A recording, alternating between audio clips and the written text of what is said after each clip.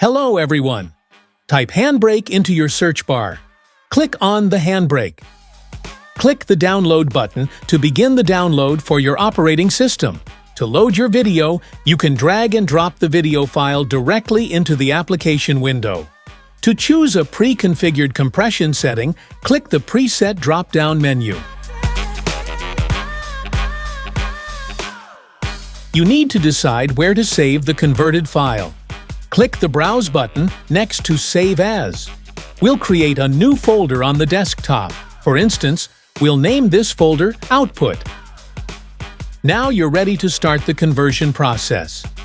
Click the Start Encode button at the top of the window. The encoding process will begin.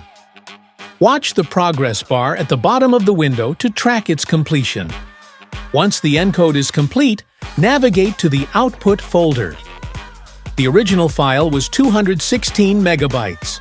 The converted file is significantly smaller at 37.6 megabytes, demonstrating the successful compression of the video.